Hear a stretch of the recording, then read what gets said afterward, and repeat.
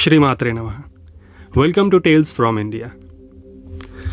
Today we are going to delve into the divine essence of the goddess Kamakhya from a historical and mythological perspective. Dr. Nirmal Prabha Bordoloi, a renowned poet and researcher from Assam, delves into the etymology of the name Kamakhya in her book Shakti. She utilizes two phrases from regional languages, Kamakhya from the Khasi tribe and Kamakhya from the Boro tribe, both translating to the mother who gives birth. The worship of the Universal Mother, prevalent in the matriarchal society of ancient Kamrup, was gradually integrated into the Aryan rituals as the worship of Kamakhya.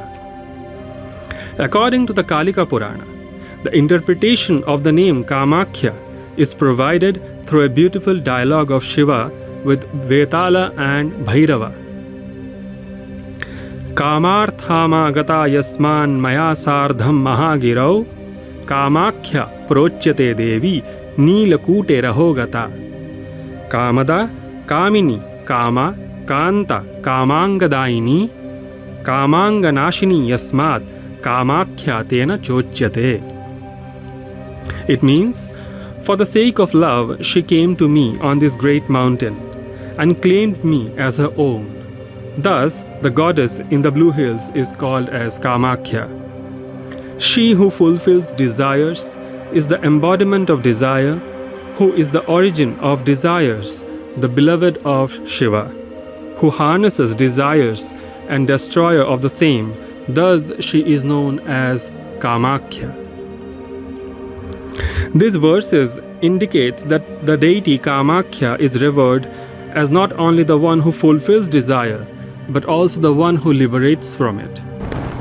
Shiva explains that the place where Sati's yoni fell is the sacred Kubjika Pitha. Through the descent of the yoni, Mahamaya in the form of Yonishila merged with Shiva in the form of Nila Parvata. Shiva, Brahma and Vishnu are symbolically represented as the three mountains, the Shweta Parvata, the Varaha Parvata and the Nila Parvata, respectively. Holding the goddess in her Mahamudra form, thus Kamakhya resides on Nila Parvata with Vishnu as the lion, Shiva as the white corpse and Brahma as the red lotus. The goddess Kamakhya sits on this red lotus. The Kalika Purana also describes various sacred elements present in the area. A cave named Manobhava was created by Madana or Cupid or Kamadeva, which houses the Mahamudra Kamakhya. Interestingly, as per Kalika Purana, Manobhava is nothing but the heart lotus of Shiva, within which the great pudendum red stone is embodied in the form of Kamakhya. The goddesses Lakshmi and Saraswati are present as Lalita and Matangi. All the sacred rivers reside in the form of Saubhagya Kunda. The Kalpavriksha, which is a wish-fulfilling tree as an embodiment of Shiva, and the Kalpalata, which means a wish-fulfilling vine as an embodiment of Shakti, are represented as a tamarind tree and an Aparajita creeper. It is quite interesting to note that both the tamarind fruit and the blue flower Aparajita are of medicinal relevance as per Ayurveda in relation to the sexual health of males and females respectively. Various deities in the form of stones are present on the mountain, including Batuka, Ganesha and Nandi, led by the divine couples Kameshwara and Kameshwari. All the gods, along with their consorts, reside and roam in the sacred pilgrimage site. After the demise of Sati, a grief-stricken Shiva resided in Kamarupa Kshetra. Brahma and Vishnu consoled him and performed penance to have a vision of the goddess, who disappeared at Daksha's yajna. Pleased with their devotion, the goddess appeared and promised to reincarnate as Ganga and Uma, both forms of Parvati, to become Shiva's consort again. Shiva tells Nandi that Sati's yoni fell in Kamarupa Kshetra, and he, in the form of Nila Shaila, Blue Mountain, was bearing it. Kamakhya Pitha is considered supreme among all the Sati Pithas. In this Kshetra, Vishnu resides in the form of a water Brahmaputra. Death in Kamarupa ensures liberation, which is why even gods desire to die here as per the Shakta cult. The Yogini Tantra and Devi Bhagavata, which are Shakta scriptures, they do not mention the descent of the divine yoni of goddess Sati. The Yogini Tantra describes that in the beginning of the creation, Brahma's arrogance gave birth to a demon named Keshi. Terrified by Keshi's atrocities, Brahma and Vishnu prayed to the great goddess of time, Mahakali.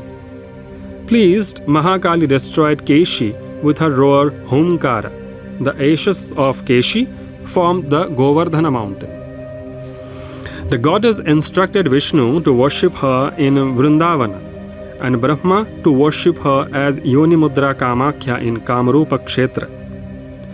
According to Yogini Tantra, the Mahamudra of Kamarupa is not a remnant of Sati's body, but has existed since creation, indicating an ancient tradition of mother worship, which, as per research, is a burial ground of women in matriarchal ancestral traditions of the tribes. Interestingly, while the Kalika Purana speaks of 4 great Pithas of India, the Purna Pitha, Kama Pitha, Jalashaila, and Odradesha, the Yogini Tantra refers to 9 great Pithas: the Bhadra Pitha, Jalandhara, Purna Pitha, Kamarupa, Kolapura, Bihara, Mahendra, Srihatta, and Odra. This is an important pointer to the development in the narrative of Shakti Pithas, which, as per early tantras such as He Vajra, mention the 4 Pithas as usual, which are Kamarupa, Jalandhara, Purnagiri, and Oddiyana.